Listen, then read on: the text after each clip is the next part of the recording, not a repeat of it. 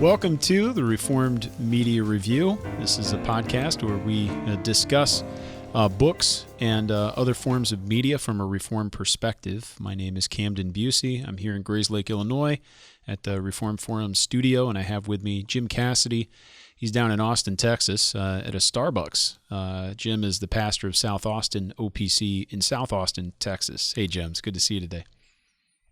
Hey, Camden.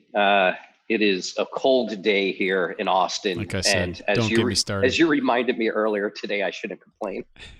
Well, I'm not complaining either. I'm just saying it's all relative. You know how it is. If you're talking to somebody, if I were to say it was cold here, it was 20 when I got up in the morning and I went for a 5-mile run. So that was cold. The wind was cold. But look, if someone's in the Yukon Territory, they're going to complain to me that I thought that was cold. Anyway, yeah, it's all relative and whatever you're used to.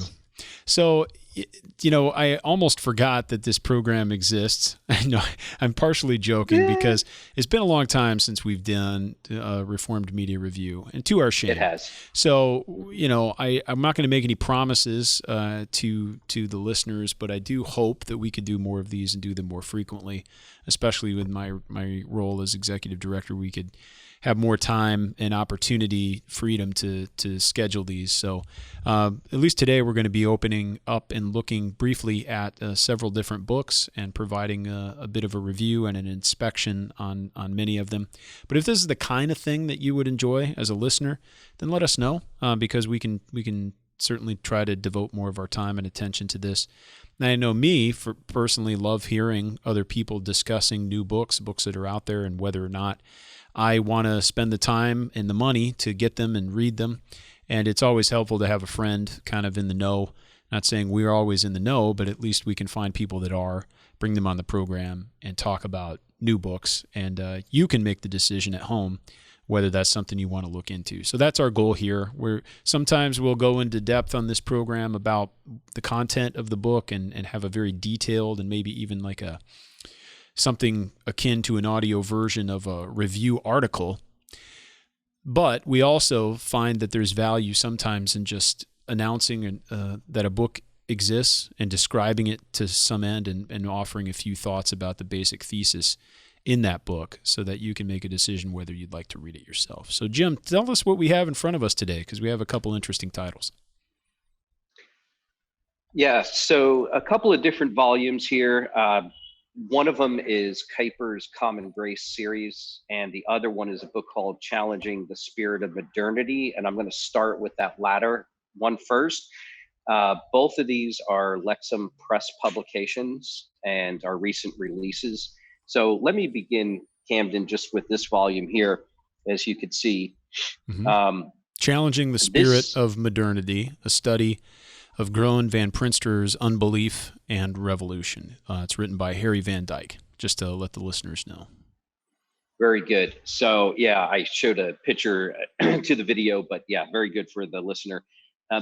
Camden, this is part of the Studies in Historical and Systematic Theology series that Lexham Press has been doing. I believe that the first volume in that series was the one on B.B. Warfield by Riddleberger. So check that series out. The second volume, I forget the title of the second volume, but the third volume in that set was, here it comes. Was my book. was the one on Bart, and this one is like the fourth or the fifth in the series. So basically, Jim wanted to resurrect Reformed Media Review so that he can talk about his book from Lexham Press. Yeah. This book, Challenging the Spirit of Modernity. Forget that one. Let me talk about me for a while now. So Van Dyke's volume here is actually a second edition. The first edition was published by someone else, not Lexham, and I don't know who the original publisher was, but 30 years ago this was published, and I believe that it was was Van Dyke's dissertation that he wrote, and it's a study of a book actually, and Groen van Prinstener's book Unbelief and Revolution which was written around the midpoint of the 19th century. At the end, it was published, I think, in 1847. Was a series of lectures that Van Prinsterer did. And it's during a particular time in the history of Holland, tumultuous time in the history of Holland. And anyway, well, the Van offscouting was right Prinsterer, around there, go wasn't ahead. it? The offscouting, wasn't that right around that time period? Yeah, but it's more than just the church struggles. It's Yeah, also cultural and political I see. upheaval as well in Holland. But anyway, so Van Prinsterer was actually a mentor of sorts to Kuyper, and inspired, this book particularly inspired Kuyper very much in the formation of sort of his overall programmatic view of theology, culture, education, etc. So this particular volume is very attractive. It's the cover is nice, smooth kind of paperback, pleasant to hold. The print is very, very good.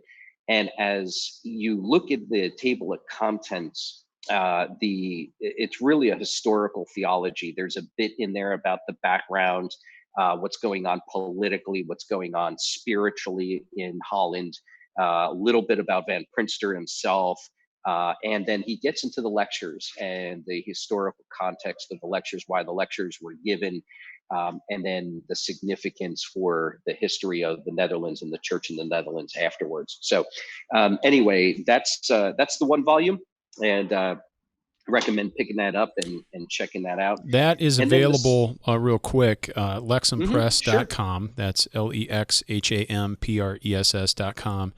They have that available for download for $17.99. The print edition is $25.99. I don't know if you might be able to find a combo or if the print includes the digital. I don't think it does. But those are the two at least list prices, and you can get them straight from the publisher there. Fantastic. Yep. And also then by Lexham Press, which is just, they seem to have hit their stride. I mean, they're just pumping out books left and right now. But anyway, the next is the first volume in the collected works in public theology of Abraham Kuyper, the first volume of Common Grace. This is going to be 3 volumes. I believe the first 2 volumes are out currently. I've got both the 1 and 2. Yeah, they're massive, just massive. And yeah, it's massive. These are, very interesting. These are just rich. I don't agree with everything that Kuyper says here, but you'll at least get introduced to a lot of the issues surrounding common grace. It's a lot of exposition of the early chapters of the book of Genesis, particularly the Noahic covenant and the way in which the Noahic covenant informs the doctrine of common grace. There is, let me just go through here. The translation is, I don't know Dutch, and so I can't speak to the issue of the accuracy of the translation, but the translation itself reads very, very well, very, very clearly. This is edited by Jordan Baller and Stephen Graybill and translated by Nelson Kloosterman. So the introduction by Richard Kloosterman, thank you. Get that Dutch right. Richard Mao. Yeah, I know. Richard Mao writes an introduction that's really good. It's worth the price of the book for the introduction itself. You hear that a lot. I know, but it's true in this case. He does a really good job of introducing us to Kuyper and his doctrine of common grace. So again, I'm just showing here the first volume. There's a second volume, and there are other volumes that are out and are continuing to come out in Kuyper's collection of works in public theology. What's really interesting about Kuyper's work in public theology, and particularly the Common Grace volume, is very different than I expected. These are kind of like small articles that he writes for lay people, and so it's very accessible. He avoids technical discussions and intricate kind of debates or anything like that. He lays the issues out very clearly without a whole lot of footnoting and getting into technicalities and such.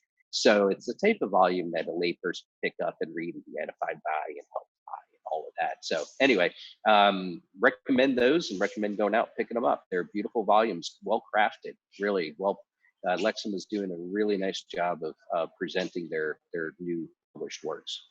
Yeah, I mean, I have several of the volumes. Looking over my shoulder, see, I've got one on the church. I know I also have Our Program. I really am interested in that one. I need to read the rest of it. I just started reading it and didn't. I had to do some other things, so it's been a while since I picked it back up. But he really deals with some interesting subjects, and agree or disagree with him, but he was definitely someone who sought to be consistent in his Christian worldview and outlook, and he was trying to apply the truths of Scripture and this reformed perspective to all areas of life. So Our Program is quite interesting because he gets into all sorts of political, social issues and governmental issues and trying to understand, well, how would we think about this most consistently from a Christian worldview, and how might we organize or even reform society along these lines. So I find him to be tremendously thoughtful. And again, you might not always agree with his conclusions, of course, but I've found his writing compelling, and his thought process, most of all, is, I think, some of the most interesting. So these books are all tremendous. They're all good. They're massive. You can get them as the digital download, and I think there's a lot of value in that, especially if you use Logos regularly, just to have that, because you can also search and you can browse things in that regard. And the books are good. I bought the hardcovers, but I do find I have a little bit of regret. I like having books on my shelf, and I know I have them, and they're not tied to a software program. But I do kind of wish I had the digital, because they're almost too big. They're kind of unwieldy, and that's not Lexham's fault. What else are you going to do? I mean, this is how you publish a giant book like that. It has to be in a bigger volume. But the typesetting is roughly, as far as my eye can tell, the type is the same as on the screen. It's the same type, the same font, and the paper is more of a kind of like a little more of a mass paper, I guess. I get the right. It's feels a little bit more like an economical paper.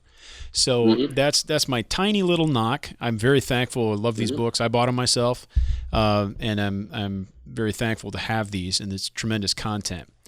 But on some of these, I think if I get more of the editions, I might end up buying the digital ones, just so people can take my thoughts, my 2 cents, and do what they will with it. But it's helpful 2 cents. Yeah. There you go. Yeah, maybe all it's worth, but it's still helpful. Yeah. And you save a few dollars getting the digital one too, because they don't have to ship that giant thing to you. But the other reason I say that is I've mentioned this on the program before, but I use Logos's powerful features for daily reading plans. So I've got to find something to do for 2020, because in 2019 I've been reading Calvin's Institutes again. And I go in there and I just say I want to read all of Institutes. I want to read it starting January 1, 2019, finishing December 31st, 2019. And I only want to read on weekdays. But you can go and customize whatever plan you want, and then it will break the work up into the appropriate segments so that you can work through something. And then every day I get up and I read my Bible, and then I read whatever work I'm working through. So I've read all of Hodge this way. I've read the Muller's set, the Post-Reformation Reformed Dogmatics. I've read significant portions of Bavinck.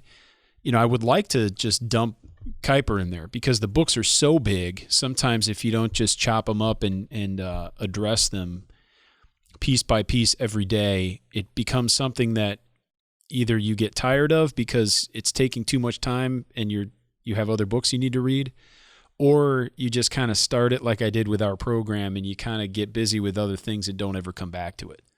So for what that's worth, I think having the feature in Logos where you can do your daily reading plan, that's another way to get through some of these massive volumes in a way where, as long as you're just checking the boxes every day, you're going to get through it, and you'll be better for it as a result. So, yeah, very good. That was helpful.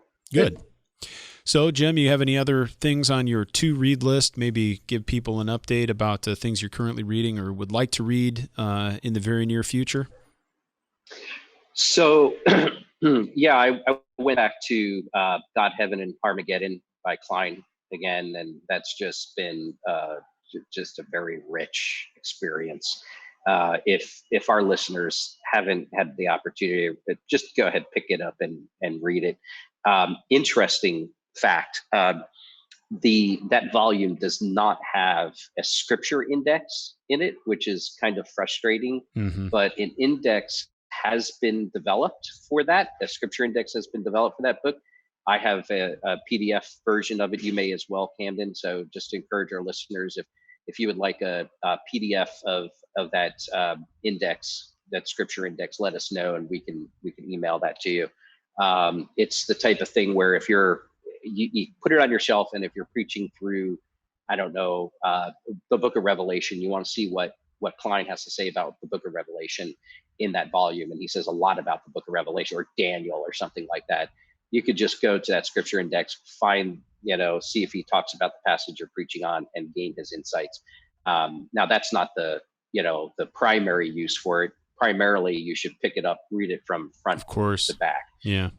And then keep it on your shelf as a go-to resource to help you in your right. exposition of the text. So very, very good. Also working through, of course, keeping up with my Bart, working through Church Dogmatics 2:1 again, particularly the section on the being of God. And just, as you guys know, with these experiences, the more you come back to texts again and again, it just new stuff pops out at you. And so anyway, so I'm seeing new stuff. I'm working on something on Karl Barth's doctrine of God. Particularly, I want to bring him into conversation with Van Til and Van Til's critique of Karl Barth. So that's a part of a larger project that I'm working on. Oh, that sounds great. I appreciate that, Jim. Of course, as time rolls along, we'll try to capture more of those conversations about these books after we read them and are able to think through them. But in the meantime, I should say, and until next time, pick up and read Tolle Lege. Thanks so much for listening.